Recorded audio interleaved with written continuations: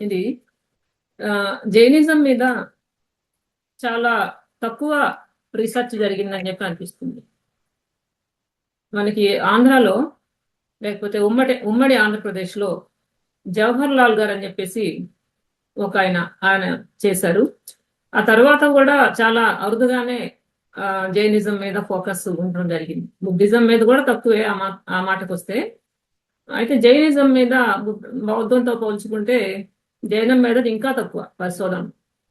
దానికి కారణాలు ఏమైనా కావచ్చు. అయితే బౌద్ధం ఇక్కడ ఎంతగా వ్యాప్తి చెందిందో, ముఖ్యంగా ఆంధ్రప్రదేశ్లో జైనం కూడా అంతే వ్యాప్తి చెందింది. అయినప్పటికీ కూడా ఎందుకో తగినంత పరిశోధన అయితే జరగలేదని చెప్పేసి అనిపిస్తుంది. ఇక జైనము మనము ఇండియన్ స్కూల్స్ ఆఫ్ ఫిలాసఫీ, దీంట్లో రెండు ప్రధానమైన విభాగాలు, ఆస్తిక నాస్తిక దర్శనాలు, ఆర్థోడాక్స్ అండ్ హెట్రోడాక్స్. ఆర్థోడాక్స్ లేకపోతే ఆస్తిక దర్శనాలన్నీ కూడా 6.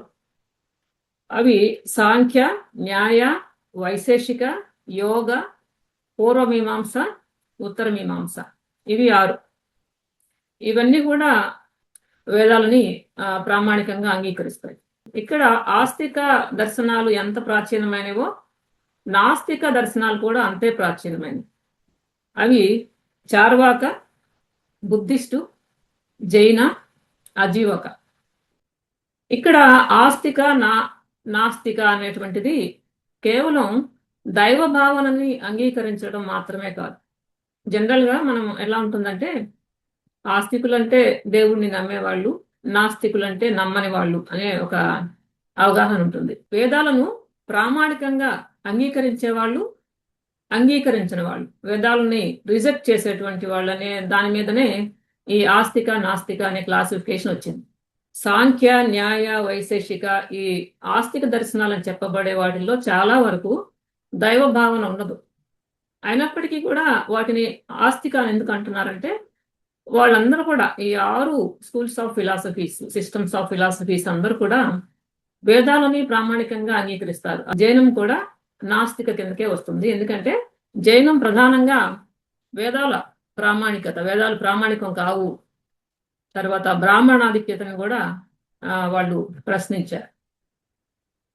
ప్రశ్నించి బౌద్ధంతో పాటు ఒక ఆల్టర్నేటివ్ ఫిలాసఫీ, బ్రాహ్మణవాదానికి, లేకపోతే నేను బ్రాహ్మణవాదము, వైదికము వీటన్నిటిని కూడా సమానార్థకాలుగా ఉపయోగిస్తాను. ఇక్కడ బ్రాహ్మణవాదం అంటే బ్రాహ్మణుల్ని ఏదో అనడం కాదు, వైదిక మతం లేకపోతే వేదాలను ఆధారంగా ఒక అథారిటేరియన్ ఫిలాసఫీ ఏదైతే ఉందో, ఒక అథారిటేరియనిజం ఏదైతే నడుస్తుందో ప్రాచీన కాలం నుంచి ఇప్పటి వరకు, దాన్నే మనము బ్రాహ్మణిజము, దాన్నే వైదిక మతం అని చెప్పేసి ఆ అర్థంలో వాడటం జరుగుతుంది. సోషియాలిస్టులు కూడా బ్రాహ్మణిజం అనే ఎక్కువగా వాడతారు. ఇక జైనము ఎలా వచ్చింది, జైన సిద్ధాంతం లేకపోతే జైన హిస్టరీ, ఇది బౌద్ధంతో పాటు ఒకే కాలంలో ఉందని చెప్పేసి అనుకున్నా కూడా జైనం ఇంకా ప్రాచీనం. బౌద్ధం కంటే కూడా బౌద్ధం 6వ శతాబ్దంలో ప్రధానంగా, బుద్ధుడి టైము క్రీస్తు పూర్వం 6వ శతాబ్దం అనుకుంటే, వర్ధమాన మహావీరుడు కూడా 6వ శతాబ్దం. అయితే అంతకంటే తీర్థంకరులు ఉన్నారు జైనంలో. తీర్థంకరులు, మొట్టమొదటి తీర్థంకరుడైనటువంటి ఋషభనాథుడు క్రీస్తు పూర్వం 10వ శతాబ్దం వాడని చెప్పేసి చెప్తారు. ఏది ఏమైనా బౌద్ధం కంటే జైనం ప్రాచీనం అని చెప్పేసి చెప్పక తప్పదు. అయితే ఇవన్నీ కూడా జైనము, బౌద్ధము, తర్వాత అజీవక మతం, ఆ తర్వాత చార్వాక లోకాయత, వీళ్ళందరూ కూడా దాదాపు ఒకే సమయంలో ఒకే ప్రాంతంలో ముందుకొచ్చారు. ఒకే ప్రాంతం కూడా మగధ, మనకి క్రీస్తు పూర్వం 6వ శతాబ్దంలో ఉన్నటువంటి జనపదాలు ఇవన్నీ కూడా తెలుసు చరిత్రలో. దానిలో మగధ మొట్టమొదటి రాజ్యంగా ఆవిర్భవించింది. అక్కడ నుంచే ఈ బ్రాహ్మణేతర మతాలు లేకపోతే వైదికేతర సిద్ధాంతాలు, తత్వాలు ఇవన్నీ కూడా డెవలప్ అవడం మనం ప్రధానంగా చూడొచ్చు. దానికి కారణాలు ఏమన్నా కానీ ఒకే ప్రాంతంలో దాదాపుగా ఇవి వ్యాప్తిలోకి వచ్చినాయి. జైనం అనే మాట జిన అనే దగ్గర నుంచి వచ్చింది. జినులు అంటే జయించిన వాడు, ప్రపంచాన్ని, ఈ భౌతిక ప్రపంచాన్ని వీటన్నిటిని కూడా అధిగమించి జయించిన వాడనే అర్థంలో వాడతారు. అది వర్ధమాన మహావీరుడి కాలం నుంచి జైన అనే పదం ముందుకు వచ్చింది, ఎక్కువగా పాపులరైజ్ అయింది. అంతకుముందు చూస్తే మనకి ఈ ప్రధానంగా వర్ధమాన మహావీరుడే ద్వారానే జైనం ఎక్కువగా ప్రాపకంలోకి వచ్చినప్పటికి కూడా 24 మంది తీర్థంకర్లు అనుకున్నాం కదా, వాళ్ళలో ముగ్గురు మాత్రమే ప్రధానంగా కనిపిస్తారు. మిగతా వాళ్ళు నిజంగా ఉన్నారా లేకపోతే వాళ్ళంతా పురాణ పురుషుల్లా అనే ఒక చర్చ కూడా నడుస్తుంది. వాళ్ళలో మొట్టమొదటి వాడు ఋషభనాథుడు క్రీస్తు పూర్వం 10వ శతాబ్దం వాడు. అలాగే తర్వాత వచ్చిన తీర్థంకర్లు మధ్యలో వీళ్ళందరూ వదిలేస్తే 23వ తీర్థంకరుడు పార్శ్వనాథుడు. ఆ తర్వాత 24వ తీర్థంకరుడు వర్ధమాన మహావీరుడే ఆఖరి తీర్థంకరుడు.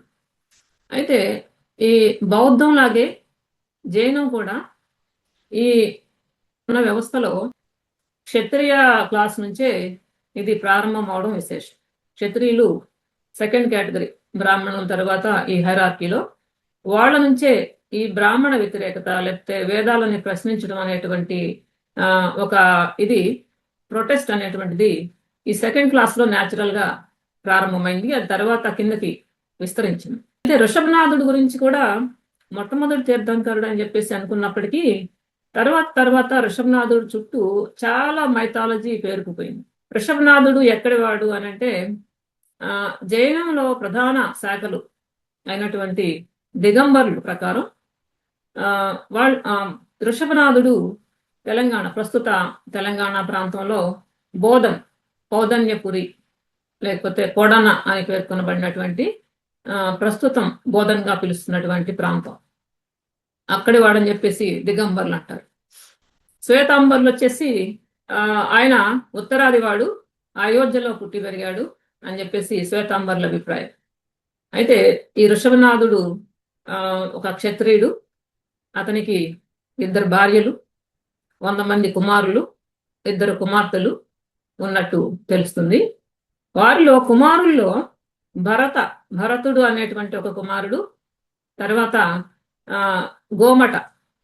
గోమటేశ్వరుడు, బాహుబలి అని చెప్తున్నటువంటి గోమట, వీళ్ళిద్దరూ ఆయన కొడుకుల్లో ప్రధానమైన వాళ్ళు. ఈ భరతుడి పేరు మీదే భారతదేశం వచ్చిందని చెప్పి మనకి శ్రావణ బెల్గోలాలో ఉన్నటువంటి ఆ పెద్ద విగ్రహం గాని, బోధనలో ఉన్న విగ్రహం గాని, ఇదంతా కూడా గోమటేశ్వరుడి.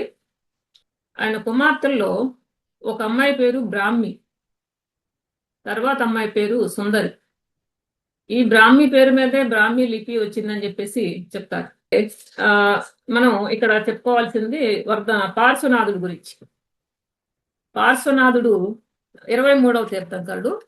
ఆయన కూడా క్షత్రియ వంశం వాడే. మనకు ఉన్నటువంటి ఆధారాల ప్రకారం పార్శ్వనాథుడు క్రీస్తు పూర్వం 7-8 శతాబ్దాల వాడని చెప్పి తెలుస్తుంది. అంటే మహావీరుడి కంటే చాలా 200 సంవత్సరాలు ముందువాడు, చాలా గ్యాప్ ఉంటుంది. ఈ పార్శ్వనాథుడే జైనంలో చెప్పబడేటువంటి పంచవ్రతాల్లో మొట్టమొదటి 4 వ్రతాలైనటువంటి అహింస, సత్య, అస్తేయ, అపరిగ్రహ అనేటువంటి ఈ 4 భావనల్ని ప్రవేశపెట్టాడు. ఆ తర్వాత 5వదైనటువంటి బ్రహ్మచర్య అనేటువంటి దాన్ని వర్ధమాన మహావీరుడు దానికి జైనంలో ఇంట్రడ్యూస్ చేశాడని చెప్పేసి అంటారు. పార్శ్వనాథుడిని మనకి పంచవర్గీయ భిక్షువులు ఉన్నారు. బౌద్ధంలో చెప్పబడినటువంటి బుద్ధుడు మొట్టమొదటిసారిగా తన బోధనలు ప్రారంభించినటువంటి వారిలో 5 ఉన్నారు. వారిలో ఒప్ప అని ఒక ఆయన ఉన్నాడు. బద్దీయ, మహానామ, అసాజీ ఇట్లా ఉన్నారు కదా, వాళ్ళలో కొండన్న ఇట్లా ఉన్నారు. వాళ్ళల్లో ఒప్ప అనేటువంటి ఆయన వర్ధమాన ఈ పార్శ్వనాథుడి అనుచరుడు. పార్శ్వనాథుడి తత్వాలను లేకపోతే ఆ ఫిలాసఫీని ఫాలో అవుతుండేవాడని చెప్పేసి తెలుస్తుంది.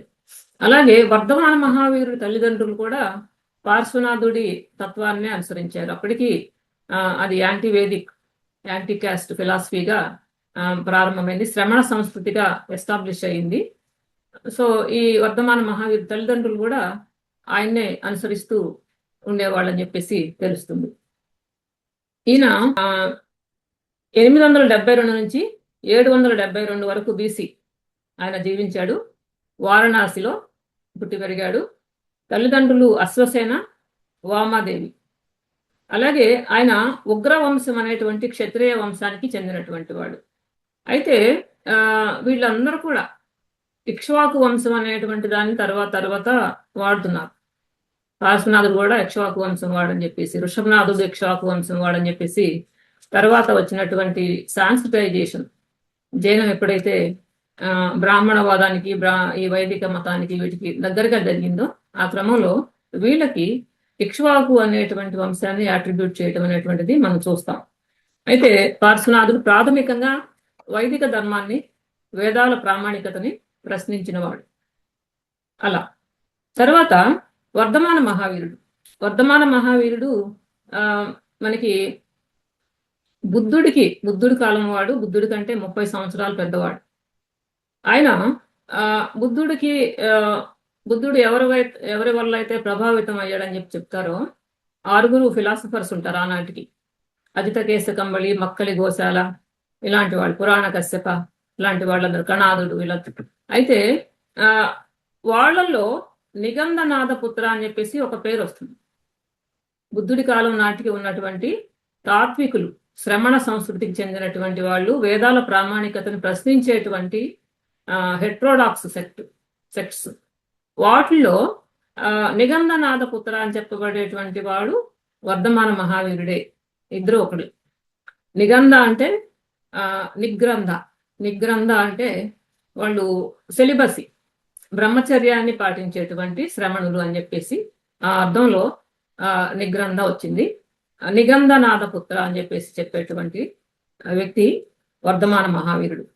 ఈయన కూడా క్షత్రియుడే, జ్ఞాత్రిక క్షత్రియుడు అని చెప్పేసి మనకి ఆధారాలను బట్టి తెలుస్తుంది. ఆయన తల్లిదండ్రులు సిద్ధార్థుడు, త్రిశాల. తల్లి త్రిశాల, తండ్రి సిద్ధార్థుడు. తర్వాత ఈయన గురించి, వర్ధమాన మహావీరుడి గురించి కూడా దిగంబర, శ్వేతాంబర శాఖల్లో భిన్నాభిప్రాయాలు ఉన్నాయి. అవేంటంటే వర్ధమాన మహావీరుడు వివాహం చేసుకోలేదని చెప్పేసి అసలు చేసుకోలేదు. ఆయన ముందు నుంచి కూడా బ్రహ్మచారిగానే ఉన్నాడు అని చెప్పేసి దిగంబర్లు అంటే శ్వేతాంబర్లు ఆయన వివాహం చేసుకున్నాడు. ఆయన భార్య పేరు యశోధర. ఆయనకి ఒక కుమార్తె కూడా ఉంది, ఆమె పేరు ప్రియదర్శిని. అయితే ఈ వర్ధమాన మహావీరుడి తల్లిదండ్రులు చనిపోయిన తర్వాత ఆయనకి ఈ ప్రపంచం మీద, ప్రాపంచిక అంశాల మీద విరక్తి చెంది ఆయన ఈ సన్యాసం తీసుకున్నాడు, ఇల్లు వదిలి వెళ్ళాడని చెప్పేసి శ్వేతాంబర్లు అంటారు. ఈ విషయమై భిన్నాభిప్రాయాలు ఉన్నాయి. అనే పేరు మాత్రం వర్ధమాన మహావీరుడి పరంగానే ఎక్కువగా ప్రాచుర్యంలోకి వచ్చింది. తర్వాత ఈ వర్ధమాన మహావీరుడు మనకి పంచవ్రతాల్లో 5వ వ్రతమైనటువంటి బ్రహ్మచర్యాన్ని దీనికి ప్రవేశపెట్టాడు. అయితే వర్ధమాన మహావీరుడు మరణించిన తర్వాత సుమారు 200 సంవత్సరాల తర్వాత ప్రధానంగా దిగంబర్లు, శ్వేతాంబర్లు అని చెప్పేసి విడిపోతారు. అది ఎలాగంటే మగధలో తీవ్రమైన కరువు కాటకాలు వస్తాయి, కరువు వస్తుంది. కరువు వస్తే దాన్ని భరించలేక కొంతమంది భద్రబాహు అనేటువంటి వ్యక్తి నాయకత్వంలో వాళ్ళు దక్షిణానికి వలస వస్తారు. మిగిలిన వాళ్ళు అక్కడే ఉంటారు. వారికి స్థూల బాహు లేకపోతే స్థూల భద్ర అనేటువంటి వ్యక్తి నాయకుడు అవుతాడు. ఇలా దక్షిణాదికి వలస వచ్చిన వాళ్ళు, భద్రబాహు నాయకత్వంలో వచ్చినటువంటి వాళ్ళు దిగంబరులుగా, అక్కడే ఉన్నటువంటి వాళ్ళు, మగధలోనే ఉన్నటువంటి వాళ్ళు శ్వేతాంబరులుగా తర్వాత మారారు. ఇలా విడిపోయిన తర్వాత బయటకు వెళ్ళిన వాళ్ళని సహజంగానే అక్కడ ఉన్నటువంటి వాళ్ళు తక్కువగా చూస్తారు. తర్వాత ఈ కరువు కాటకాలు ఇవన్నీ కూడా భరించలేక ఆ మాత్రం పేషెన్స్ ఇదంతా కూడా లేదు వీళ్ళకి అని చెప్పి అంటారు. తర్వాత వెళ్ళిపోయిన వాళ్ళని కూడా వాళ్ళ మూల స్థానం నుంచి వెళ్ళిపోయినటువంటి వాళ్ళని చులకన భావంతో చూసేటువంటి పరిస్థితి కూడా ఈ జైనుల పట్ల కూడా జరిగింది.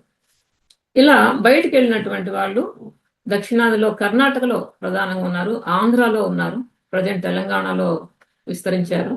కర్ణాటకని ముఖ్యంగా వాళ్ళు ప్రధాన కేంద్రంగా చేసుకున్నారు. తమిళనాడులో కొంత ఉన్నప్పటికీ కూడా తమిళనాడులో ఉన్నటువంటి వైష్ణవం తర్వాత వచ్చినటువంటి వైష్ణవం ఆళ్వారు వాళ్ళు వీళ్ళని టార్గెట్ చేసి వెళ్ళగొట్టేస్తారు. వెళ్ళగొట్టేస్తే జైనాన్ని బౌద్ధాన్ని ఇద్దరిని టార్గెట్ చేస్తారు. అయితే జైనులు పూర్తిగా అక్కడి నుంచి వెళ్ళిపోతారు. ఇక ఆంధ్రలో బాగా మనకి యునైటెడ్ ఆంధ్ర అంటే కలిపి ఉన్నదాన్ని నేను చెప్తాను. బాగా చాలా ఉన్నాయి జైన కేంద్రాలు అనేకం విస్తరించే తర్వాత. దాని గురించి మళ్ళీ మాట్లాడుకున్నాం. ఆంధ్రాలో బౌద్ధం జైనం ఎలా ఉందనే దాని మీద మళ్ళీ చర్చ వచ్చినప్పుడు దీని మీద మాట్లాడుకుందాం. ఇక కర్ణాటకలో గోమటేశ్వరుడు ఆ విగ్రహం గురించి తెలిసిందే. గోమటేశ్వరంలో విగ్రహం కానీ లేకపోతే ఎక్కువగా ఆదరణ లభించింది కర్ణాటకలో. ఇక ఆ తర్వాత జైన శాఖలు దిగంబర్లో శ్వేతాంబర్లో మళ్ళీ ఉపశాఖలు కూడా ఏర్పడ్డాయి. వాటిలో ప్రధానంగా దిగంబర్లో 3 ముఖ్యమైన శాఖలు ఉన్నాయి. అవేంటంటే బిసపంత బిసపంత అనేటువంటి ఒక శాఖ ఉంది, ప్రధానమైన శాఖ. బిస అంటే 20 హిందీలో. అలా 20 మంది గురువులు ప్రధానంగా ఉండేటువంటి శాఖ కాబట్టి దానికి బిసపంత అనే పేరు వచ్చింది. వాళ్ళు భట్టారకులు, వారికి భట్టారకులు అనేటువంటి నాయకులు ఉంటారు. నాయకులుండి వాళ్ళ కింద వీళ్ళు పనిచేస్తారు. ఆ భట్టారకుల నాయకత్వాన్ని అంగీకరిస్తారు. అలాగే వీళ్ళు తీర్థంకరుల విగ్రహాలను, తర్వాత క్షేత్ర పాలకుల విగ్రహాలను ఇలా పూజ చేస్తారు. పూజలో కుంకుమ పువ్వుని, ఇతర పువ్వుల్ని, తర్వాత స్వీట్లని, అగరత్తులని ఇవన్నిటిని కూడా ఉపయోగిస్తారు. ఆ తర్వాత నిలబడి పూజ చేస్తారు. వాళ్ళ టెంపుల్స్లో వాళ్ళు కూర్చుని పూజ చేయరు, నిలబడే పూజ చేస్తారు. తర్వాత హారతి, ప్రసాదం అనేటువంటివి కూడా వాళ్ళ పూజలో ప్రధానంగా ఉంటాయి. వీళ్ళనే ప్రధానమైన దిగంబర శాఖగా గుర్తిస్తారు. వీళ్ళు ప్రధానంగా మహారాష్ట్ర, కర్ణాటక, ఆ తర్వాత దక్షిణాదిలో ఈ రాష్ట్రాలు కర్ణాటక, ఆంధ్ర వీటిలో, తర్వాత పశ్చిమ భారతంలో రాజస్థాన్, గుజరాత్ ఈ రాష్ట్రాల్లో వీరు విస్తరించారు. వీళ్ళనే అసలైన దిగంబర శాఖగా గుర్తిస్తారు. తర్వాత శాఖ తేరాపంత. తేరాపంత అంటే 13, హిందీలో తేరా అంటే 13 కాబట్టి 13 మంది ప్రధానంగా గురువులు ఉంటారు కాబట్టి దీనికి ఆ పేరు వచ్చింది. వీళ్ళు భట్టారకుల ఆధిపత్యాన్ని ప్రశ్నించి సొంతగా ఇంకొక శాఖగా ఏర్పడ్డారు. భట్టారకులు అనేటువంటి మతాధికారుల ఆధిపత్యాన్ని వ్యతిరేకించే శాఖ ఇది. అలాగే వీళ్ళు తీర్థంకరులను మాత్రమే పూజిస్తారు. ముందున్నటువంటి బిసపంతలో వాళ్ళు తీర్థంకరులతో పాటు ఇతర దేవతలను కూడా పూజిస్తారు. అయితే తేరాపంతలో తీర్థంకరులను మాత్రమే పూజిస్తారు. వీళ్ళు బియ్యము, లవంగాలు, గంధము, బాదం, ఖర్జూరాలతో పూజిస్తారు. వాళ్ళు ఆఫర్ చేసే ఈ ఐటమ్స్ కూడా డిఫరెంట్గా ఉంటాయి. బియ్యము, లవంగాలు, గంధం, బాదం, ఖర్జూరాలని పెట్టి విగ్రహాల దగ్గర పూజిస్తారు. అలాగే వీళ్ళు ప్రసాదము, హారతి అనేటువంటివి ఉండవు. ప్రసాదం పెట్టడం దేవుడి దగ్గర, తర్వాత హారతి ఇవ్వడం అనేటువంటివి ఉండవు. వీళ్ళు ఉత్తరప్రదేశ్లో, మధ్యప్రదేశ్లో, రాజస్థాన్లో విస్తరించారు ఈ బిసపంత అనేటువంటి వాళ్ళు. ఇదొక శాఖ. తర్వాత తేరాపంత, ధారణ పంత. ధారణ లేక తారణ పంత. ధారణ అనే దాంట్లోనే వాళ్ళు ఈ టెక్స్ట్కి, మత గ్రంథాలకి ఎక్కువ ప్రాముఖ్యతనిస్తారని చెప్పేసి మనకు తెలుస్తుంది. వాళ్ళు పూజలు చేయరు, పవిత్ర గ్రంథాలకు మాత్రమే వాళ్ళు ఎక్కువగా ప్రాముఖ్యతనిస్తారు. తర్వాత క్యాస్ట్ డిస్క్రిమినేషన్ని వ్యతిరేకిస్తారు ఈ తారాపంత వాళ్ళు. తర్వాత ఈ పూజలతో పాటు ఆఫరింగ్స్ కూడా, నైవేద్యాలు పెట్టడం ఇవి ఉండవు. అలాగే వీళ్ళు బుందేల్ఖండ్, మాల్వా, మధ్యప్రదేశ్, ఖాండేష్, మహారాష్ట్ర ఇలాంటి ఈ ప్రాంతాల్లో ప్రధానంగా ఉన్నారు.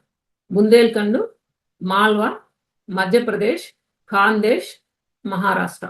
ఇక్కడ ఈ 3వ శాఖ అయినటువంటి తారణ పంత విస్తరించింది. ఇకపోతే మైనర్ సెక్ట్స్ కూడా ఉన్నాయి, 2 ఉన్నాయి. గుమ్మన పంత, తోటా పంత. ఇవి ప్రధాన దిగంబర శాఖలు. ఇకపోతే శ్వేతాంబర శాఖలు. శ్వేతాంబర శాఖల్లో మూర్తి పూజకులు అని చెప్పేసి ఒక ప్రధానమైన సెక్ట్ ఉంది. మూర్తి పూజకులు అనే దాంట్లోనే వాళ్ళు విగ్రహారాధకులు అనే అర్థం వస్తుంది. అలాగే వాళ్ళు విగ్రహాలకి అలంకరణ చేస్తారు. బట్టలు, పట్టు వస్త్రాలు అవన్నీ కూడా అలంకరిస్తారు. తర్వాత దేవాలయాలకి, ఈ జైన దేవాలయాలకి అనుసంధానంగా ఉండేటువంటి ఇవి ఉంటాయి, మనకి డార్మెటరీస్ లాగా. వాటిని ఉపాశ్రయాలు అంటారు. ఆ ఉపాశ్రయాల్లో వీళ్ళు నివసిస్తుంటారు. బయట భిక్షాటన చేసి అది తెచ్చుకొని ఇక్కడ తింటారు. అలాగే వీరిని చైత్యవాసులు, మందిర మార్గీస్ అని కూడా అంటారు. చైత్యవాసీస్, మందిర మార్గి, మందిరాల్లో ఉంటారు కాబట్టి ఈ పేరు వచ్చింది. వీళ్ళు ప్రధానంగా గుజరాత్లో ఉన్నారు. గుజరాత్లోనే వీరి శాఖ విస్తరించింది. ఇకపోతే తర్వాత శ్వేతాంబర్లో మరొక ముఖ్యమైన శాఖ స్థానకవాసి. స్థానకవాసీలు అంటే వీళ్ళు పూజలు పునస్కారాలు ఏమి చేయరు.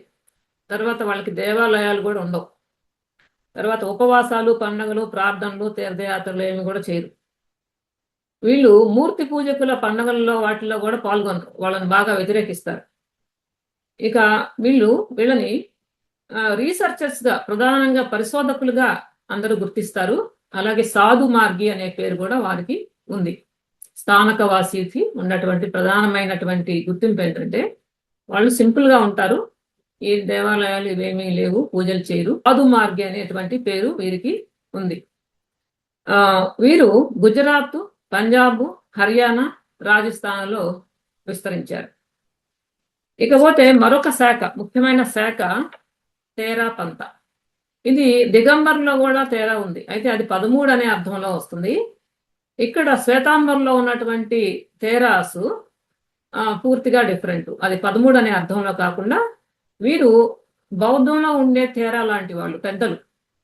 తర్వాత వీళ్ళకి రూల్స్ అండ్ రెగ్యులేషన్స్ చాలా ముఖ్యం. చాలా నియమాలు కఠినంగా పాటిస్తారు. ఆచార్యులు ఉంటారు. వెల్ ఆర్గనైజ్డ్, మంచి వాళ్ళ సంఘం చాలా పటిష్టంగా నిర్మాణం అయి ఉంది. వాళ్ళు ఈ టెక్స్ట్ని, రిలీజియస్ టెక్స్ట్ని చదవడానికి, తర్వాత మెడిటేషన్, ధ్యానానికి ఎక్కువ ప్రాముఖ్యత ఇస్తారు. వాళ్ళు సింప్లిసిటీకి కూడా ఎక్కువ ప్రాధాన్యత ఇస్తారు.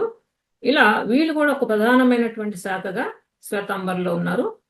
వారే తర్వాత జైన సంఘాన్ని ఎక్కువగా లీడ్ చేసినటువంటి వాళ్ళు. శ్వేతాంబర్లు తర్వాత చాలా ఆర్గనైజ్డ్ కావడానికి వీళ్ళు కారణం.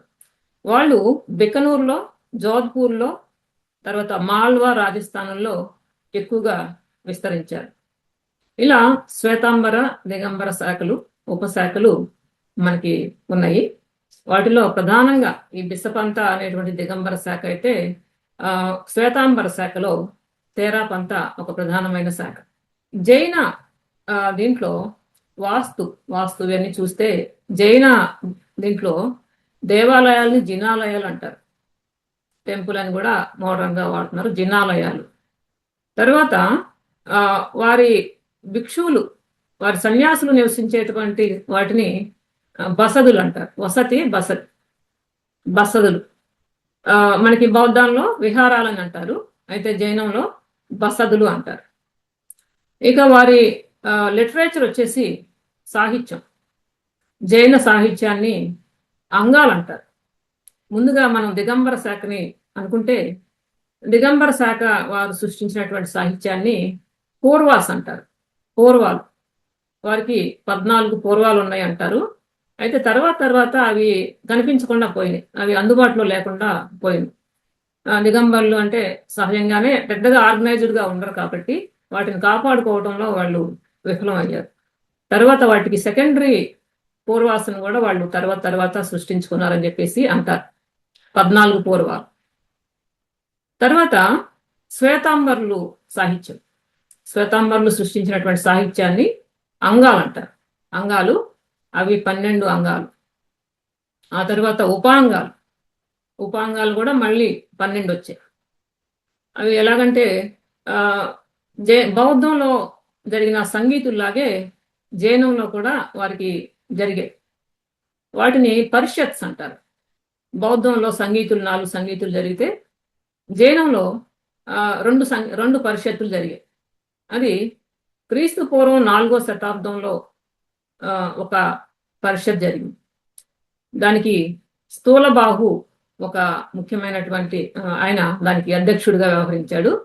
స్థూలబాహు అధ్యక్షతన వాళ్ళు పూర్వాలని, దిగంబరులు సృష్టించిన సాహిత్యం ఏదైతే ఉందో ఆ పూర్వాల స్థానంలో 12 అంగాలని ఏర్పాటు చేసుకున్నారు. 12 అంగాలు ఉండాలని చెప్పేసి నిర్ణయం జరిగింది.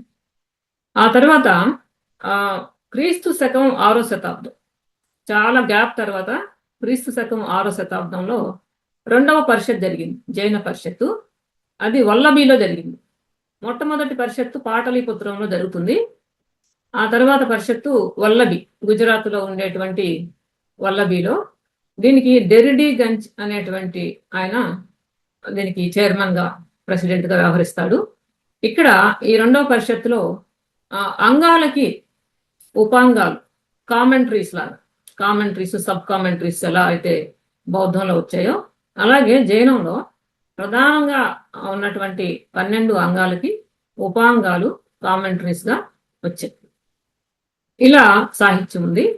అయితే వీళ్ళు కూడా బౌద్ధం లాగే సంస్కృతాన్ని వ్యతిరేకించారు. సంస్కృతాన్ని రిజెక్ట్ చేసి పాళీ ప్రాకృత భాషల్ని ఈ గ్రంథాలకి ఉపయోగించారు.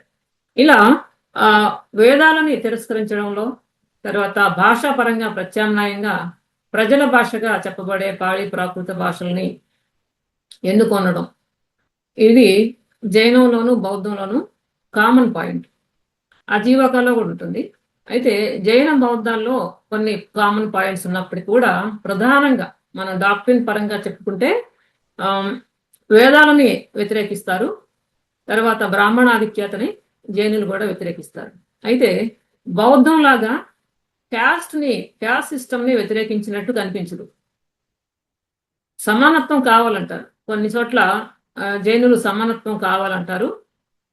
అయితే క్యాస్ట్ సిస్టమ్ ఏదైతే ఉందో, ఈ హైరార్కీ ఏదైతే ఉందో ఆ సిస్టమ్ని ప్రశ్నించినట్టు కనిపించదు. ఇలా కొన్ని ముఖ్యమైన అంశాలు ఉన్నాయి.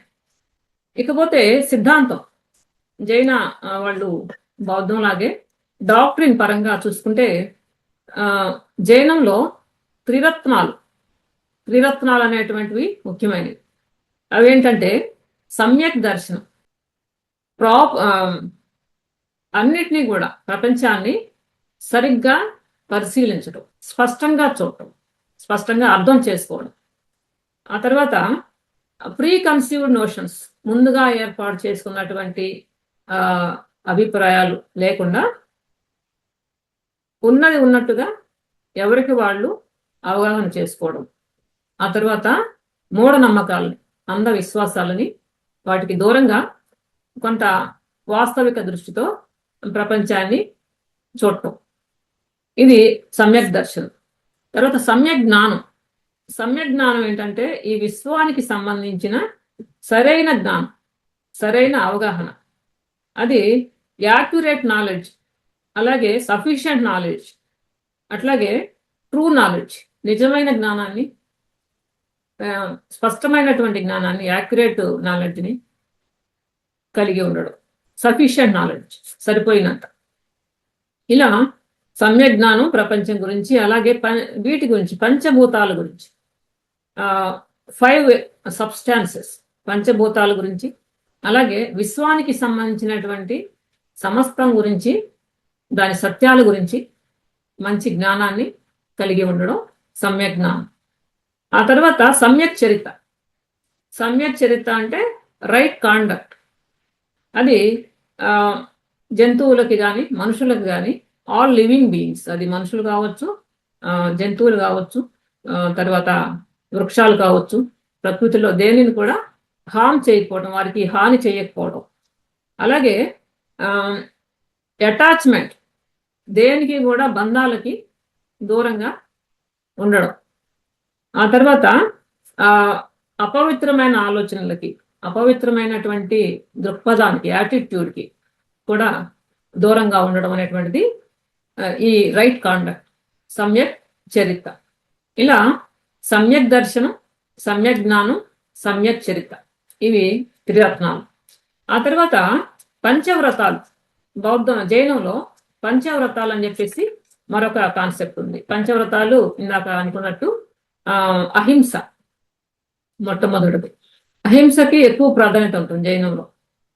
బౌద్ధంలో ఉంటుంది, కానీ జైనం అహింసని చూసేటువంటి దృక్పథంలో చాలా లోతైన దృష్టి ఉంటుంది. అదేంటంటే ఎట్లా అంటే లివింగ్ బీయింగ్స్ ని వాళ్ళు జైనులు 4 రకాలుగా వర్గీకరించారు. లివింగ్ బీయింగ్స్ ఒకటి దేవాస్, దేవతలు, దేవుళ్ళు. 2 మనుష్య జాతి. తర్వాత 3 నరకి అంటే నరకంలో ఉండేటువంటి వాళ్ళు, డెమన్స్, పిశాచాలు, ఇదంతా నరకం వాళ్ళ దృష్టిలో. 4 తిర్యంచ అంటే జంతువులు, మళ్ళీ వాటిలో కూడా క్రిమి కీటకాదులు, వీటికి సంబంధించిన వర్గీకరణ. ఈ తిర్యంచలో యానిమల్స్, ప్లాంట్స్ ఉంటాయి, జంతువులు, వృక్షాలు ఉంటాయి. వాటిల్లో కూడా మళ్ళీ తిరిగి ఏకేంద్రియ, ఏకకణ జీవులు, అలాగే నిగోడ అంటే ఓన్లీ సెన్స్ ఆర్గాన్స్ మాత్రమే ఉండేటువంటి ప్రాణులు కొన్ని ఉంటాయి.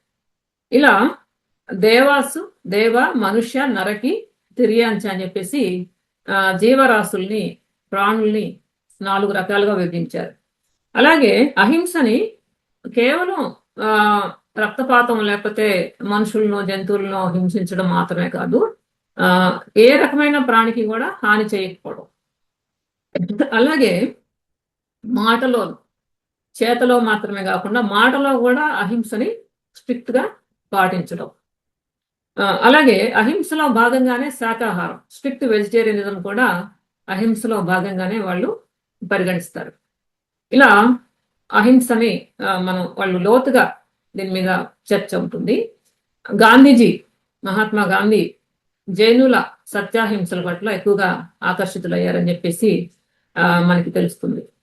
అలాగే రెండవ విషయం, పంచవ్రతాల్లో సత్యాన్ని పలకడం. ఇది కూడా సత్యాన్ని పలకడం లేకపోతే సత్యంగా ఆలోచించడం కూడా ముఖ్యమైంది. ఆ తర్వాత అస్థేయం అంటే దొంగతనానికి వ్యతిరేకంగా, దొంగతనం చేయకపోవడం, ఇతరుల వాటిని ఆశించకపోవడం, ఇది అస్థేయం. ఆ తర్వాత అపరిగ్రహం అంటే నాన్ అటాచ్మెంట్, దేనికి కూడా వాటితోటి, ఈ మెటీరియలిస్ట్ విషయాలతోటి, వస్తుగతమైనటువంటి అంశాలతోటి అనుబంధాన్ని కలిగి ఉండకపోవడం, వాటితోటి డిటాచ్డ్గా ఉండటం, ఇదే అపరిగ్రహం.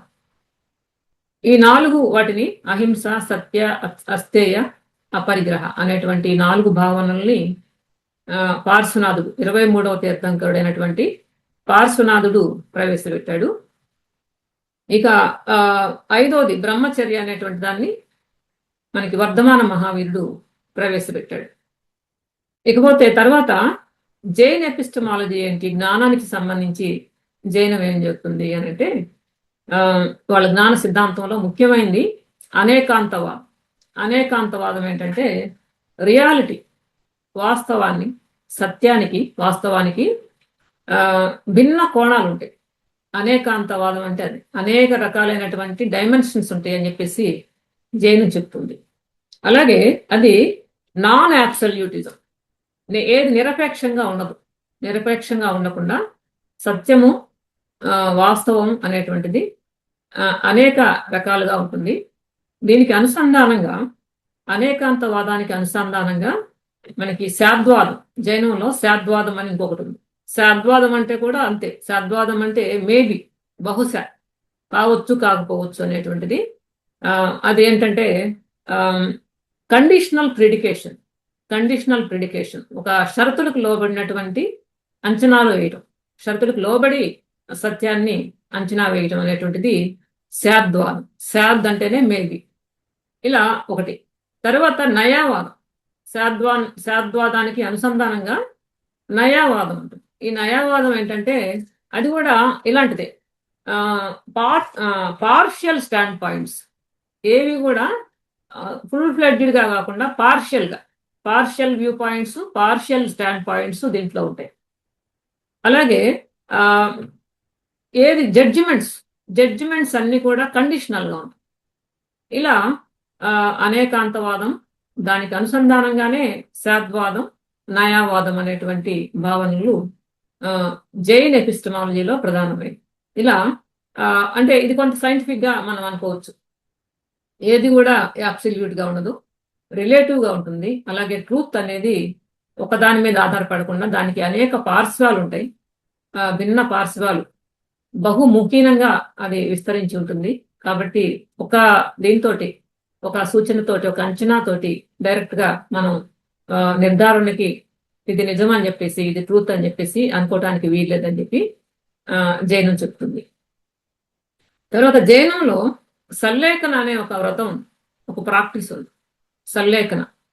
సల్లేఖన అంటే చనిపోయే వరకు, మనిషి చనిపోయే వరకు ఉపవాసం, చనిపోయే వరకు ఏమి కూడా ఆహారాన్ని, మంచినీటిని కూడా ముట్టకుండా చనిపోవడం.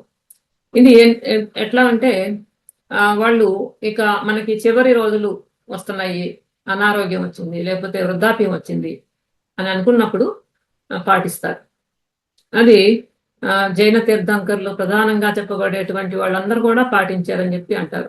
ఋషభనాథుడు పాటించాడు. ఋషభనాథుడు 400 రోజుల పాటు ఆహారం లేకుండా తిరిగాడని చెప్పేసి, ఆ తర్వాత సల్లేఖన దీంతో ఆహారం తీసుకుని మళ్ళీ తర్వాత సల్లేఖన వ్రతాన్ని చేశాడని చెప్పేసి అంటారు. అలాగే పార్శ్వనాథుడు కూడా తన 100వ ఏట సల్లేఖన వ్రతాన్ని ఆచరించి మరణించాడు, మోక్షం పొందాడు. అలా వర్ధమాన మహావీరుడు. ఇలా చూస్తే చరిత్రలో చంద్రగుప్త మౌర్యుడు, అశోకుడి తాత, మౌర్య వంశానికి చెందినటువంటి చంద్రగుప్త మౌర్యుడు కూడా జైన మతాన్ని అవలంబించాడు. ఆయన కూడా సల్లేఖన వ్రతాన్ని ఆచరించి శ్రావణ బెల్గులలో మరణించాడని చెప్పి చెప్తారు. ఇకపోతే ఈ వ్యాప్తి ఎలా చెందింది? ఇది 2 శాఖలుగా విడిపోయింది. వర్ధమాన మహావీరుడు మరణం తర్వాత సుమారు 200 సంవత్సరాల తర్వాత మగధలో వచ్చినటువంటి కరువు కాటకాల కారణంగా వాళ్ళు ఇది రావడం, మైగ్రేట్ అవడం, వలస రావడం దక్షిణానికి. ఆ తర్వాత క్లియర్గా దిగంబర, శ్వేతాంబర శాఖలుగా మారిపోవడం. తర్వాత ఈ శాఖల మధ్యన ఉండేటువంటి వ్యత్యాసాలు కూడా మనం మాట్లాడుకోవాలి. ఈ 2 శాఖల మధ్య చాలా స్పష్టమైన తేడా ఉంటుంది. దిగంబరులకి భద్రబాహు నాయకుడైతే శ్వేతాంబరులకి స్థూలబాహు లేకపోతే స్థూలభద్రుడు నాయకుడు. ఇక మనం పేరులోనే ఉన్నట్టు దిగంబరులు వస్త్రాలు ధరించరు, నో క్లాడ్. శ్వేతాంబరులు తెల్లటి వస్త్రాలు, వైట్ క్లాడ్, తెల్లటి వస్త్రాలు ధరిస్తారు.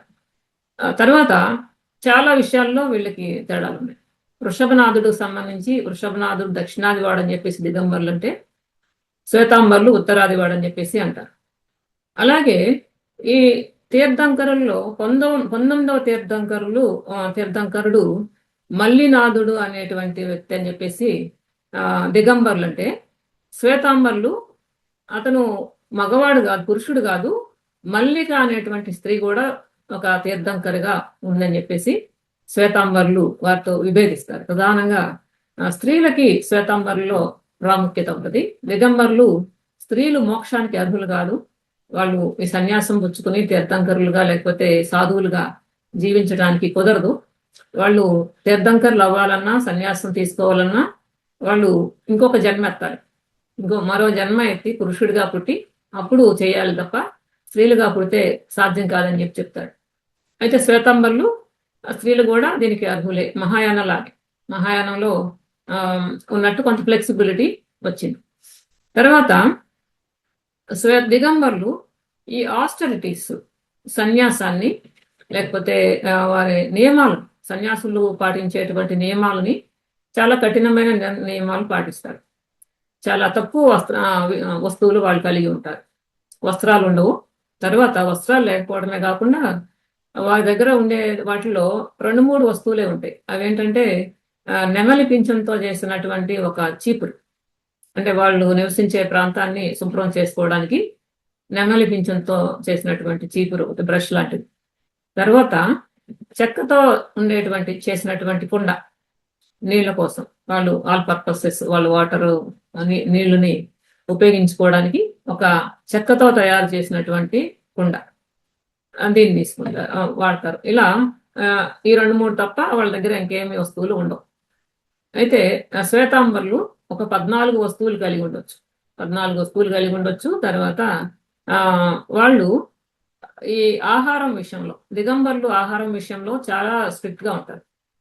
వాళ్ళు ఆ ఈ తీర్థంకర్లు లేకపోతే సన్యాసులు, జైన సన్యాసులు అనేటువంటి వాళ్ళకి ఆకలి, దప్పిక, చావు, వ్యాధి ఇటువంటివి బాధించవు. వాటికి వాళ్ళు సరెండర్ కాకూడదు, లోపడిపోకూడదు. చాలా నియమాలు, నిష్టలు, కఠినమైన నియమాలతోటి వాళ్ళు జీవించాలి అని చెప్పేసి దిగంబర్లు భావిస్తే, శ్వేతాంబర్లు జైన సన్యాసులకి ఆహారం అవసరమే. అలాగే వాళ్ళకి కష్ట సుఖాలు ఉంటాయి, బాధ ఉంటుంది, వ్యాధి ఉంటుంది, మరణం వాళ్ళని బాధిస్తుంది.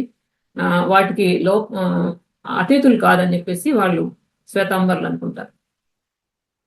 ఇలా చాలా ముఖ్యమైన ఇవి ఉన్నాయి. వాళ్ళ సాహిత్యం పూర్వాసు, శ్వేతాంబర్ల సాహిత్యము అంగాస్.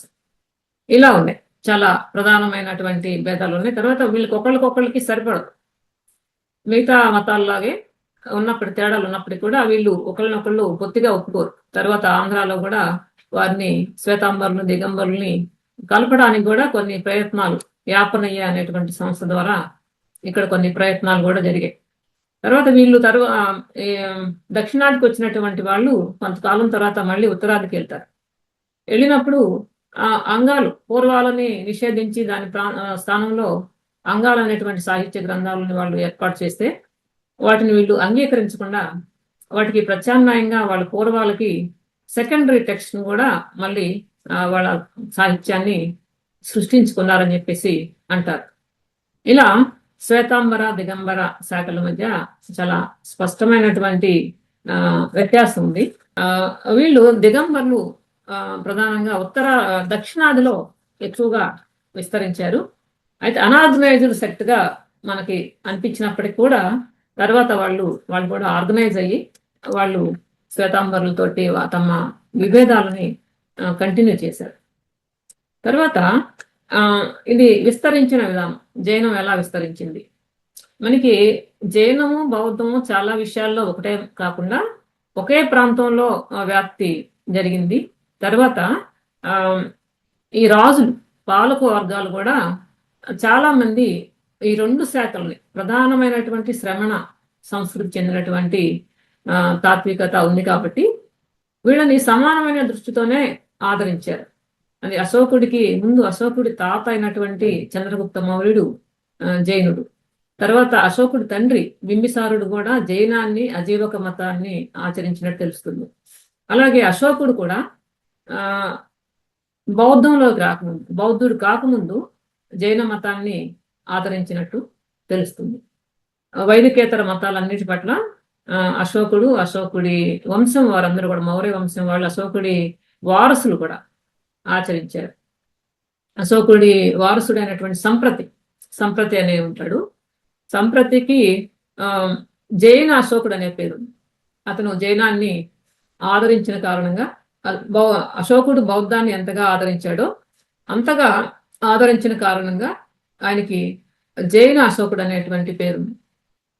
తర్వాత అశోకుడు తర్వాత మనకి ఇటువైపు వస్తుంది, వలస వస్తున్నారని చెప్పి అన్నాం కదా, ఉత్తరాది నుంచి దక్షిణానికి. ఈ వలస వచ్చే క్రమంలో ఒరిస్సాలో కళింగ కారవేలుడు కళింగ ప్రాంతంలో ప్రధానమైనటువంటి రాజు. ఆయన క్రీస్తు పూర్వం 1వ శతాబ్దం వాడు. ఆయన జైనాన్ని చాలా ఆదరించాడు. ఇక్కడ ఆంధ్రాలో ఉన్నటువంటి శాతవాహనుల మీద ఆయన విజయం సాధించాడు. బౌద్ధులుగా ఉన్నటువంటి వారిని ఓడించాడు. తర్వాత పుష్యమిత్ర శుంగుడు మనకి 1వ శతాబ్దంలో బౌద్ధాన్ని అంతమొందించే పనిలో ప్రధానమైనటువంటి, బౌద్ధానికి శత్రువుగా వ్యవహరించినటువంటి రాజు. ఆ పుష్యమిత్ర శుంగుడిని కూడా కళింగ కారవేలుడే చంపుతాడు యుద్ధంలో. ఇలా కళింగ కారవేలుడు ఒక ప్రధానమైనటువంటి జైన అభిమాని.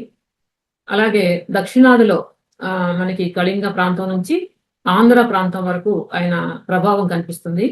ఆయన శాసనాలు కూడా మనకి గుంటుపల్లిలో దొరికాయి.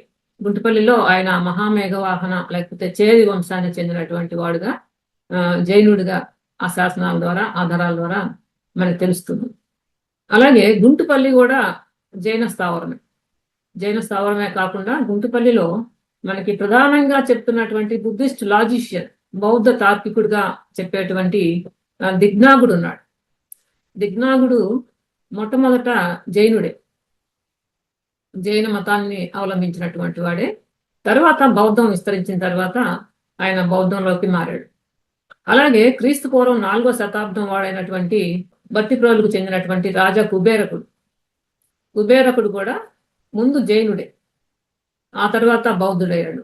ఆయన రాణి లేకపోతే ఆ భార్య ప్రభావం వల్ల బౌద్ధుడిగా మారాడని చెప్పి తెలుస్తుంది. తర్వాత జైన బౌద్ధాల మధ్య గొడవలు కూడా అయ్యాయి. ఆ గొడవల్లో కారవేలుడు బట్టిప్రోలుని ధ్వంసం చేశాడు. బట్టిప్రోలు స్తూపాలని వీటన్నిటిని కూడా ధ్వంసం చేశాడని చెప్పేసి తెలుస్తుంది. ఆ తర్వాత శాతవాహనులు వీళ్ళంతా కూడా చాలా వరకు బౌద్ధాన్ని జైనాన్ని ఆదరిస్తున్న క్రమంలో వైదిక మతం ఇక్కడ వచ్చింది.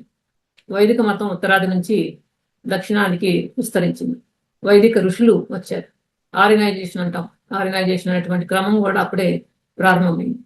ఆర్గనైజేషన్ క్రమం ప్రారంభమయ్యి వైదిక మతాన్ని, దాంతోపాటు యజ్ఞయాగాలను కూడా వాళ్ళు ఇక్కడ తీసుకొచ్చి రాజులని ప్రభావితం చేసి వారి చేత ఈ వైదిక కర్మకాండల్ని ఆచరింపచేస్తున్న క్రమంలో బౌద్ధం తగ్గుముఖం పట్టు మరొక పక్క జైనం విజృంభించింది. ఎందుకంటే జైనాన్ని వైదిక మతం తన శత్రువుగా భావించలేదు. బౌద్ధాన్ని భావించినట్టు వైదిక మతం జైనాన్ని శత్రువుగా భావించలేదు. అలాగే ఇక్కడి రాజులు లేకపోతే పాలక వర్గాలు, ఆంధ్రాలో లేకపోతే దక్షిణాదిలో ఉండేటువంటి పాలకులు, రాజులు, రాజవంశాలు వాళ్ళందరూ కూడా జైనాన్ని పాటించారు. ముఖ్యంగా తూర్పు చాళుక్యులు, రాష్ట్రకూటులు, పశ్చిమ చాళుక్యులు వీళ్ళందరూ కూడా జైనాన్ని ఆదరించినట్టు తెలుస్తుంది. రెండవ పులకేసి అయ్యవోలు శాసనంలో కూడా ఆయన జైన మతాభిమాని అని చెప్పి తెలుస్తుంది. అలాగే అనేక జినాలయాలు ఈ సౌత్లో వచ్చాయి. జిన్నాలయాలు వచ్చినాయి. తర్వాత బసాదులు వచ్చినాయి. ఆ బసాదులు మనకి జైన ప్రాంతాలను చూస్తే తెలుస్తుంది. వాటిలో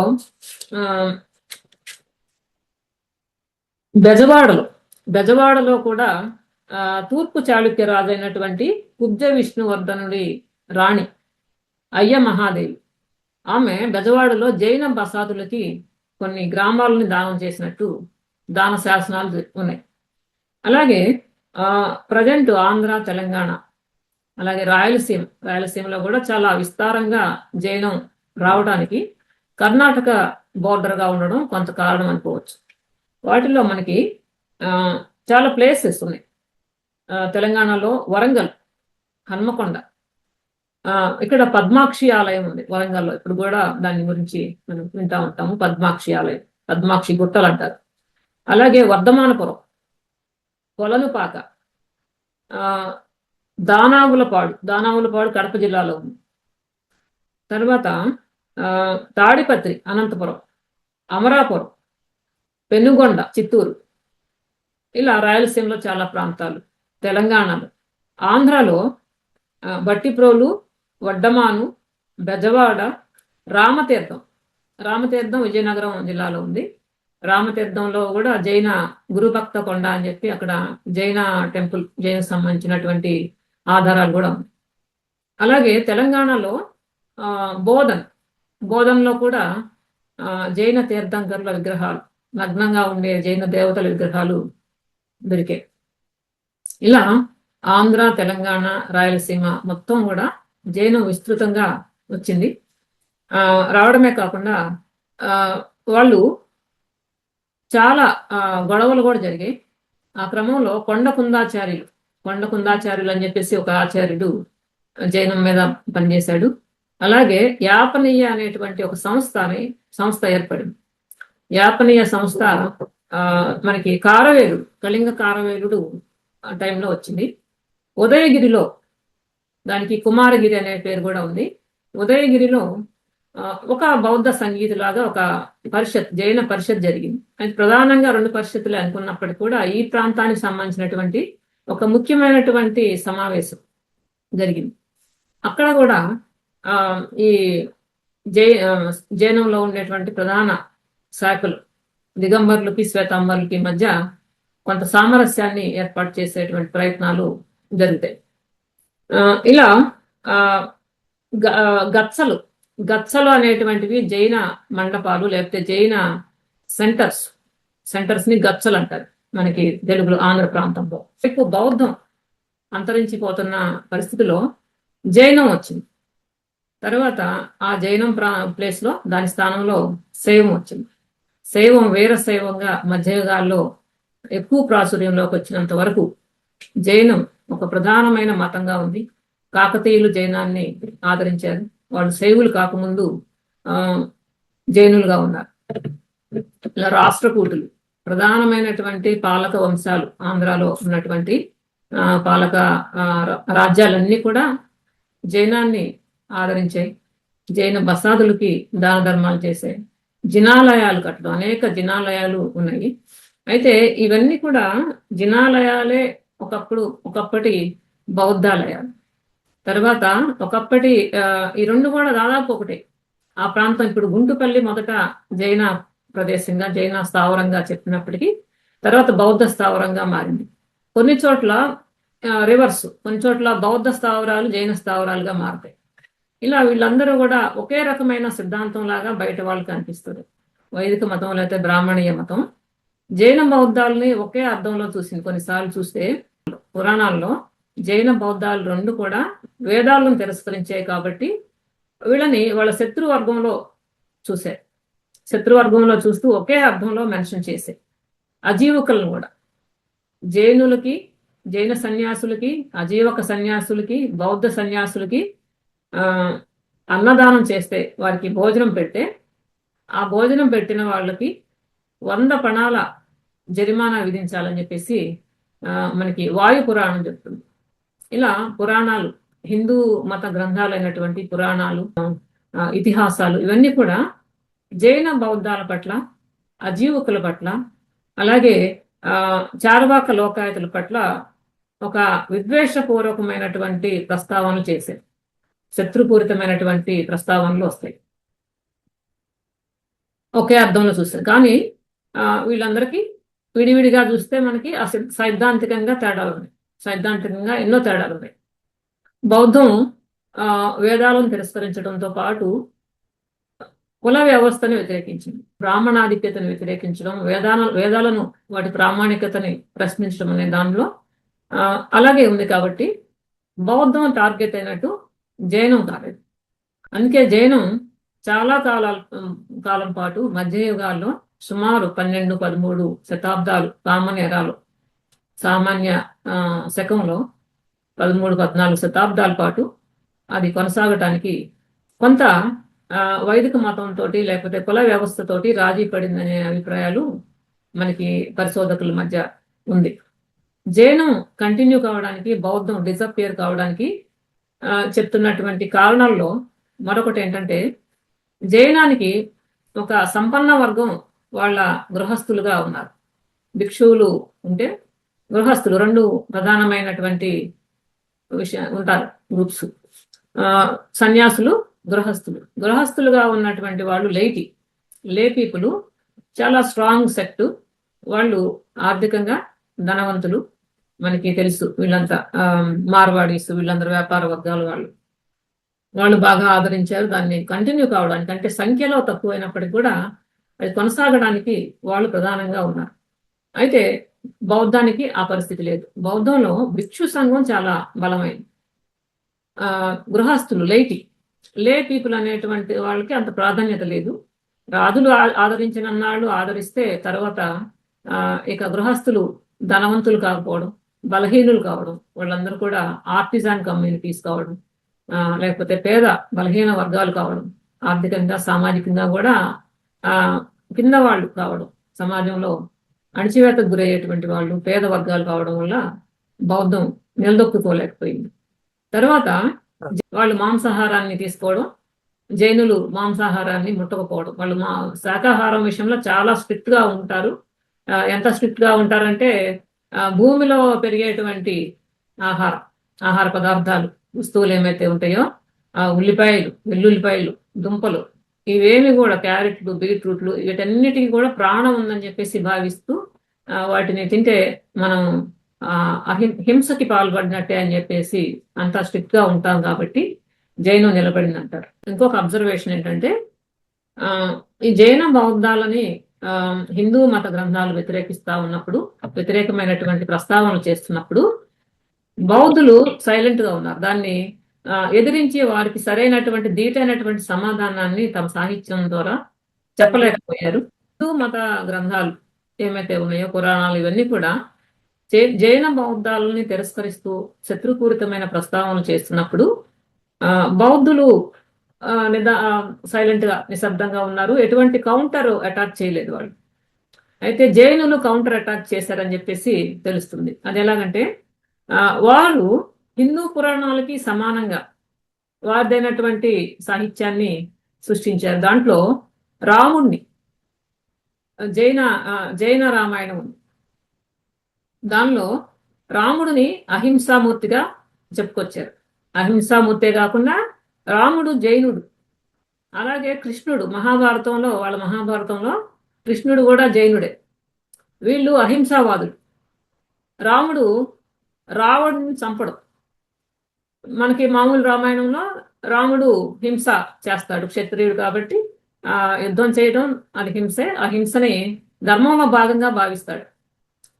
సో శంభూకుడిని చంపడాన్ని, శూర్పణఖని ముక్కు చెవులు కొయ్యడాన్ని, వాలిని చంపడాన్ని ఇదంతా కూడా ధర్మ సంస్థాపన కోసం చేస్తున్నాడు అనేది ఒక సమర్థింపు ఉంది. క్షత్రియుడి ధర్మాన్ని స్థాపించడం. ధర్మం అంటే వర్ణాశ్రమ ధర్మం, ఆ యథాస్థితి అది కొనసాగడానికి ఆయన యుద్ధం చేయడంలో తప్పు లేదు, అది హింస కిందకి రాదని చెప్పేసి రామాయణం ఒక సమర్థన చేస్తుంది. అయితే జైన రామాయణంలో రాముడు జైన మతస్థుడు, అహింసావాది, రావణుని చంపడు. అయితే రాముడు బదులు రాముడి తమ్ముడైనటువంటి లక్ష్మణుడు రావణుని చంపుతాడు, రాముడు మాత్రం చంపడు. తర్వాత కృష్ణుడు ఉన్నాడు. కృష్ణుడు చేసిన అనేక పనుల కారణంగా అహింస కిందకి, ఆయన అహింసా సిద్ధాంతం ప్రకారం కృష్ణుడు శిక్షార్హుడు. సో కృష్ణుడు శిక్షను అనుభవిస్తాడు, నరకానికి వెళ్తాడు. ఇలా అతని ప్రాయచిత్తం కూడా లేదు. సో అహింస అనే సిద్ధాంతం ప్రకారం కృష్ణుడు శిక్షను అనుభవించాడు. రాముడు అహింసకి కట్టుబడి హింసకి పాల్పడకుండా జైనుడిగా ఉంటాడు. ఇలా వాళ్ళు వారిదైనటువంటి మైథాలజీని సృష్టించుకున్నారు. అంటే వైదిక హిందూ మతం వైదికేతర మతాలని, వైదికేతర సంప్రదాయాలని, సిస్టమ్స్ని అటాక్ చేస్తున్నప్పుడు జైనం తనను తాను కాపాడుకోవడానికి ఆల్టర్నేటివ్ మైథాలజీని సృష్టించుకుంటే బౌద్ధం ఆ పని చేయలేదని చెప్పేసి బౌద్ధ విహారాలని వాటన్నిటిని కూడా ధ్వంసం చేస్తున్నప్పుడు బౌద్ధ భిక్షువులు అలా నిస్సహాయంగా ఉన్నారు, లేకపోతే పారిపోయారు. కొంతమంది దీన్ని ప్రాణాలు అరచేత పట్టుకుని పారిపోయారు, కొంతమంది ప్రాణాలని వదిలేయాల్సి వచ్చింది. అయితే జైనులకి ఆ పరిస్థితి లేదు. జైనులు దక్షిణానికి వచ్చారు. తర్వాత వారి టార్గెట్లో లేరు, వైదిక మతస్థుల టార్గెట్లో లేరు. ఇదొకటి. ఇలా క్యాస్ట్ని యాక్సెప్ట్ చేయడు. అది కూడా ఇది సర్వైవ్ అవడానికి, జైనం సర్వైవ్ అవడానికి, బౌద్ధం డిజాపియర్ కావడానికి. ఋషభనాథుడి చుట్టూ చాలా మైథాలజీ సృష్టించారు. పురాణాలతో పాటు వాళ్ళ జైన రామాయణం ఇలాంటి వాటితో పాటు ఋషభనాథుడు ఎవరైతే మొట్టమొదటి తీర్థంకరుడు అని చెప్పేసి చెప్తారో ఆ తీర్థంకరుడు చుట్టూ చాలా మిత్ని క్రియేట్ చేశారు. ఆ తీర్థంకరుడు రాముడు పుట్టిన అయోధ్యలోనే పుట్టాడని, తర్వాత ఆ ఋషభనాథుడే అన్ని విద్యలు ఈ ప్రపంచానికి నేర్పించారని చెప్పి, పురుషులకి 74, పురుషులకి 72, స్త్రీలకి 64 విద్యలు నేర్పించారు. ఆ విద్యల్లో ప్రధానమైనవి యుద్ధ విద్య, లిపి, తర్వాత బ్రతకడానికి కావలసిన అన్ని విద్యలు నేర్పించారు. లిపిని ఆయనే కనిపెట్టాడు. ఆయన కూతురు, ఆయన కుమార్తె అయినటువంటి బ్రాహ్మీ పేరుతోటి బ్రాహ్మీ లిపి వచ్చిందని చెప్పేసి. తర్వాత ఈ ఋషభనాథుడే కుల వ్యవస్థను కూడా సృష్టించాడు. అది ఎలాగంటే చాలా మనకి ఆశ్చర్యంగా, కొంచెం విచిత్రంగా ఉంటుంది. కుల వ్యవస్థని ఎలా సృష్టించాడు అంటే 3 కులాలను సృష్టించాడు. దానిలో బ్రాహ్మణులు లేరు. బ్రాహ్మణులు కాకుండా క్షత్రియులు మొట్టమొదటి కులం, రెండోది వైశ్యులు, 3 శూద్రులు. ఇలా 3 వర్ణాలని వృషభనాథుడే సృష్టించాడు. తర్వాత వృషభనాథుడి కుమారుడైనటువంటి భరతుడు ఎవరైతే ఉన్నారో ఆ భరతుడు బ్రాహ్మణ వర్ణాన్ని సృష్టించాడు. ఇలా చాతుర్వర్ణాన్ని వృషభనాథుడు ఆయన కుమారుడు సృష్టించినట్టు ఒక మిత్తు తయారు చేశాడు. తర్వాత ఈ భరతుడి పేరు మీదే భారతదేశం వచ్చింది. వృషభనాథుడు కుమారుడైనటువంటి భరతుడి పేరు మీదే భారతదేశానికి ఈ పేరు వచ్చిందని చెప్పేసి చెప్పుకొచ్చారు. తర్వాత వృషభనాథుడు 400 రోజుల పాటు నిరాహార దీక్ష చేశాడు. ఎందుకు అంటే ఆయన ఆస్థానంలో ఒక నర్తకి సడన్ గా చనిపోతే నిలంజన అమ్మాయి పేరు, నిలంజన అనేటువంటి నర్తకి సడన్ గా చనిపోతే ఆ దుఃఖాన్ని ఆ బాధని తట్టుకోలేక ఆయన ఆహారాన్ని త్యజించి 400 రోజుల పాటు నడుస్తూ పాదయాత్ర చేస్తూ చివరికి 400 రోజుల తర్వాత ఆహారాన్ని ముట్టాడు. సో ఆ ఆహారాన్ని ఆయన తీసుకున్న రోజుని జైనులు అక్షయ తృతీయ అనే పండుగ చేసుకుంటారని చెప్పేసి ఒక కథనం.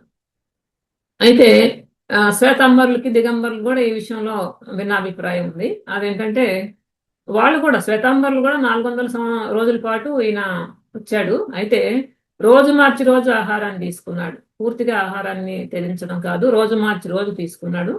చివరికి ఆ ముగింపు రోజుని వాళ్ళు కూడా అక్షయ తృతీయగా చేసుకుంటారు. ఆ తర్వాత సల్లేఖన వ్రతాన్ని ఆచరించి ఆయన మోక్షం పొందాడని చెప్పేసి ఇలా వృషభనాథుడి భౌతిక పరమైన రూపురేఖల గురించి ఆయన దీని గురించి కూడా చాలా మిత్తు ఉంటుంది. చాలా విపరీతమైన వర్ణనలు, ఆయన హైటు వెయిట్ గురించి కూడా విపరీతమైనటువంటి వర్ణనలు ఉంటాయి. అలాగే వివాహ వ్యవస్థను కూడా వృషభనాథుడే ప్రారంభించాడు. అతని వివాహమే చరిత్రలో మొట్టమొదటి వివాహం. తర్వాత యుద్ధ విద్యలు నేర్పించాడు, రాత నేర్పించాడు. ఇలా అన్ని కూడా వృషభనాథుడికి ఆపాదించడంలో వీళ్ళు హిందూ పురాణాలని, హిందూ మత గ్రంథాలలో ఉండేటువంటి ఏమైతే ఉంటాయో అభూత కల్పనలు, అవాస్తవిక ధోరణులు ఏమైతే ఉన్నాయో వాటన్నిటికీ కూడా దగ్గరగా చేరారు వీళ్ళని చెప్పేసి మనకి తెలుస్తుంది. అయోధ్య రాముడి ఇదంతా కూడా రామాయణ మహాభారతాలు ప్రాచుర్యంలోకి వచ్చిన తర్వాతే ఈ పని జరిగిందని చెప్పేసి, ఈ జైనుల క్రియేషన్ కూడా ఇది జరిగిందని చెప్పేసి మనం అనుకోవచ్చు.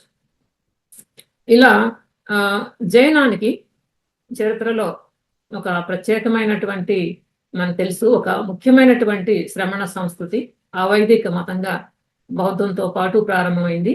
ఇతరుల దృష్టిలో లేకపోతే వైదిక బ్రాహ్మణ మతం దృష్టిలో, వైదిక మతం దృష్టిలో వీరందరూ మొదట ఒకే రకంగా ఉన్నప్పటికీ కూడా వారి మధ్యన భేదాలు ఉన్నాయి, గొడవలు ఉన్నాయి. జైన బౌద్ధాలు పరస్పర విభేదించుకున్నారు, తర్వాత కలిసి కూడా ఉన్నారు. బుద్ధుడిని ప్రభావితం చేసినటువంటి వాళ్ళలో వర్ధమాన మహావీరుడు కూడా ఒక ముఖ్యమైన వాడు. వారు సమకాలికులు. వర్ధమాన మహావీరుడు బుద్ధుడికి సీనియర్ కాంటెంపరీ అయితే, బుద్ధుడు ఒక 30 సంవత్సరాలు ఆయన కంటే చిన్నవాడని చెప్పేసి తెలుస్తుంది. తర్వాత ఈ సిద్ధాంతాల పరంగా కూడా వైదిక ఈ టెక్స్ట్ని, వేదాలను తిరస్కరించడం, దానికి ప్రత్యామ్నాయంగా వారి సాహిత్యాన్ని సృష్టించుకోవడం, తర్వాత సంస్కృతాన్ని వ్యతిరేకించడం, ఆ స్థానంలో పాడి ప్రాకృతాలని తీసుకోవడం, ప్రజలకి చేరుకోవడం అనేటువంటి దాన్ని ఇద్దరూ తీసుకున్నప్పటికీ కూడా ప్రజలకి చేరుకోవడంలో జైనం విఫలమైంది. జైనాన్ని ఆచరించిన వాళ్ళందరూ కూడా ప్రారంభం నుంచి ఎలిట్ సెక్షనే, సమాజంలో ఉన్నత వర్గాలుగా చెప్పబడే రాజవంశీకులు లేకపోతే ధనవంతులు, వ్యాపార వర్గాలు వాళ్ళే తప్ప సామాన్య ప్రజలు జైనాన్ని ఆచరించిన సందర్భాలు మనకి బాగా తక్కువ.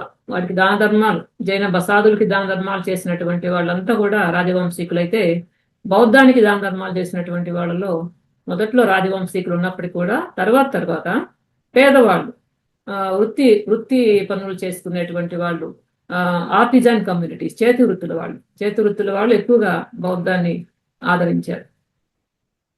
ఇలా మనం ఈ కంపారిజన్ కూడా చేయాల్సిన అవసరం ఉంది. ఎందుకంటే ఒకే టైంలో వచ్చి తర్వాత ఇవి ఒక అవైదిక తత్వాలుగా ప్రధానంగా వచ్చినాయి కాబట్టి. అలాగే మనము ఈ అజీవకులతో కూడా కొంత సంబంధాలను మనం చూడొచ్చు. అజీవకులు జైనులు చాలా ఇచ్చిపుచ్చుకున్నారు. దాదాపు ఒకే రకంగా వారిని కూడా వైదిక సాహిత్యం పేర్కొన్నప్పటికీ ఇచ్చిపుచ్చుకున్నారు. కొన్ని చోట్ల కలిసి ఉన్నారు, కొన్ని చోట్ల విభేదించుకున్నారు.